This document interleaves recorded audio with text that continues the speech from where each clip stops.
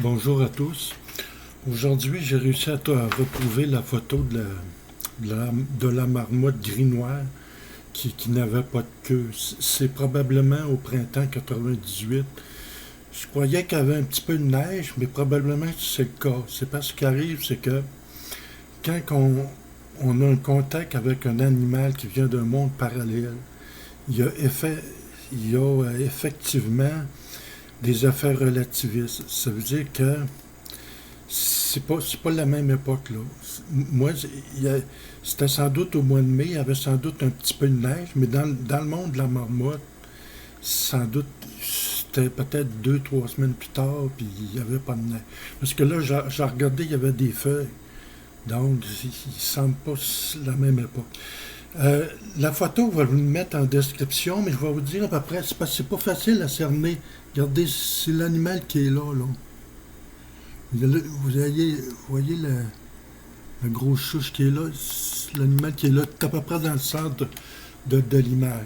Mais c'est pas facile à voir, on voit bien la couleur. J'ai regardé les autres vieilles photos, puis j'ai pas retrouvé rien. C'était probablement elle. Alors là, c'est des affaires euh, relativistes. Là. Quand on va dans, quand on se retrouve avec des espèces, là, nouvelles espèces animales comme ça, là, on a un contact avec un monde parallèle. Bon, qu'est-ce qui s'est passé? C'est pas la, c'est probablement pas la première fois que c'est arrivé. Les animaux peuvent être semblables, c'est juste le comportement, bien souvent, qui est différent. J'ai une explication. Puis ça pourrait peut-être expliquer ce que j'ai vu en 1981, la méga fusée là, qui était à 10 km d'altitude, avait au moins 31 mètres de diamètre son fuselage, là, d'après, là, parce qu'à 10 km, là, un diamètre de 10 mètres pour le fuselage, là, on le voit moins large que la Lune. Moi, je le voyais beaucoup plus large, je pensais qu'elle allait s'écraser. Donc, je savais que c'était extraordinaire. J'ai gardé le secret plus de 30 ans. J'ai j'ai, j'ai identifié tout ce qui s'est passé. C'est probablement soviétique. C'est un monde parallèle. Le projet TMK, TMK, trait d'union A, en tout cas, c'est dans le Wikipédia, là. Ce projet-là devait aller sur Mars, ok? A été bâti, la fusée, sur une orbite probablement trop basse, là. Mais est-ce que c'est dans un monde parallèle, les Soviétiques auraient parti le projet? Possiblement. C'est une possibilité. Qu'est-ce qui s'est passé avant 1981? Je commence à savoir ce qui s'est passé. C'est que c'était un peu, pas longtemps avant, là, quand j'étais à Chapelle, j'ai rencontré j'étais avec quelqu'un, puis vous savez, les perdrix blanches, là, c'est farouche. Hein.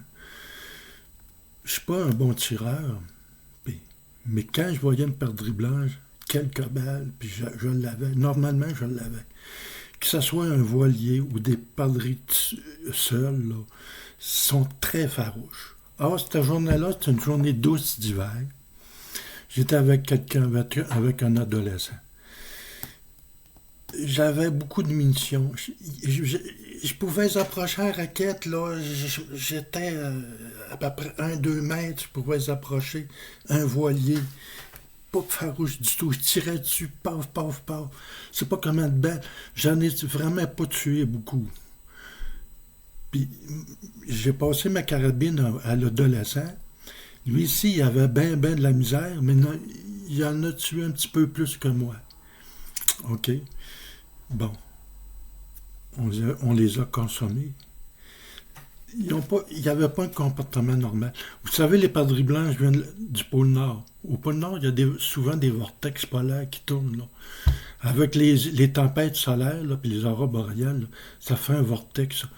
Alors, quand ils voyagent, il y a possiblement des affaires relativistes. Donc, que ça soit des perdrix blanches qui viennent d'un monde parallèle, il reste que. Il venait pas de.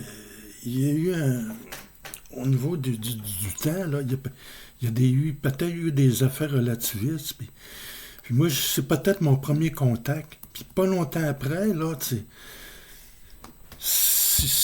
peux avoir des contacts avec des mondes parallèles. C'est peut-être là que ça a commencé, ça. Puis parce que moi, je suis quelqu'un qui fait souvent même si je ne vais pas loin, je fais souvent des randonnées dans ce temps-là, 2-3 semaines. Comme en 1981, j'allais au Bleuet. J'étais un mois là, au Bleuet. Ça faisait déjà plus que 2 semaines que j'étais au Bleuet.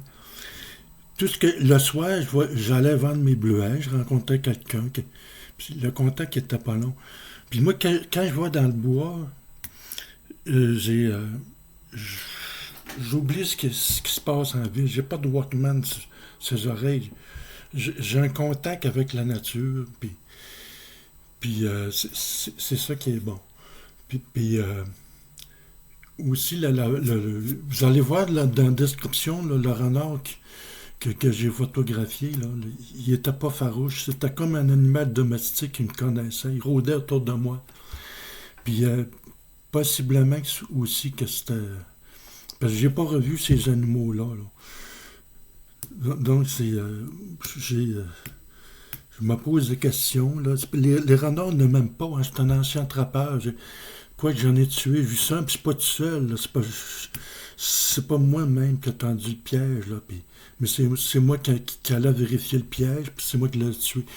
Il avait souffert l'orignal, le piège était trop fort, puis il était blessé des pattes. Là, puis en tout cas, les renards m'aiment vraiment pas, ils sont farouches. Une fois, il y en a un qui avait réussi à approcher un renard, mais moi, j'arrivais pas loin. Il m'a vu arriver. Choup, il est parti.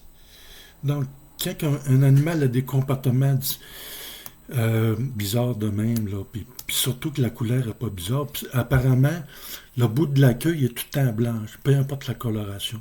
Là, elle n'est pas blanche. Mais ça j'ai des doutes là-dessus, parce que j'ai regardé certaines images, il semble qu'il y a des renards qui n'ont pas le bout de la queue blanche. Mais ça se peut que certains renards viennent d'un monde parallèle, surtout que c'est des individus qui s'éloignent qui vont souvent en forêt, là, des grandes périodes, puis que, surtout tout seul. Puis moi, je me suis souvent isolé, là, quasiment tous les mois. Puis là, je suis pas encore à ma pension, je travaille encore plein temps, mais j'ai encore un petit peu de dette à payer. Puis mes prêts étudiants sont pas. J'ai pas commencé à rembourser. Je suis mieux de ne pas arrêter de travailler, puis c'est bon pour ma santé, puis ma santé s'améliore. Fait que, je ne sais pas si je vais avoir encore du temps, mais c'est vraiment bon de prendre, quand on voit de la nature, là, garder contact, là. Regardez les étoiles, là. Ça peut vous sauver un accident, là. Si c'est comme si on avait un ange gardien avec nous autres, là, parce qu'une fois, là, ça m'a aidé. Une fois, je prenais de l'eau, là, d'un petit ponçon, d'un ruisseau, là, je m'étais couché, puis je prenais de l'eau, là. J'ai entendu un bruit, là, dans l'eau. C'était probablement un orignal qui faisait du bruit. Mais en arrière, j'attendais aucun bruit. Puis, tout d'un coup, je me retourne en arrière sans savoir pourquoi. Il y a un ours qui me chargeait. Ben, j'ai tout de suite pris en prenant mon appareil photographique, il est tout de suite parti, j'ai même pas eu le temps de le photographier. Donc, j'ai peut-être sauvé un accident, même si l'orignal puis l'ours est connecté, là, si vous appréciez la nature, là, c'est que vous êtes connecté à la nature, puis c'est comme si vous aviez un ange gardien. Faut apprécier la nature, puis y a pas les réalités, il n'y a pas juste celle-là. Quand on est en société, il y a une réalité, c'est la réalité de la société. Tu es dans la même réalité. Mais quand tu te déconnectes, c'est bon de se déconnecter, là, puis qu'il y en a qui nous racontent leur expérience. Là, parce que la théorie des champs unifiés que j'ai trouvée là, permet les mondes parallèles, permet les affaires relativistes. Par contre, si on veut aller sur une autre planète, là, à 150 années-lumière, ça, c'est les effets relativistes d'Einstein. Là, en quelques années, si on approche de la vitesse de la lumière, on peut atteindre très rapidement une autre planète qui est beaucoup plus loin que quelques années-lumière. Par contre, ce qui arrive, c'est que tu fais un saut dans le temps. Arrivé sur l'autre planète, là, tu es dans une autre période. Tu es peut-être 150 années plus tard. Là. Puis, mais c'est pas nécessairement un monde parallèle. Il faut distinguer deux phénomènes. Mais la théorie des champs unifiés permet tout ça. Là. Puis, bon, c'est ça que... En tout cas, c'est la bonne nouvelle que vous voulez vous apprendre. J'ai retrouvé ma photo. Puis, je vous mets ça en description. Merci de votre attention et de votre intérêt.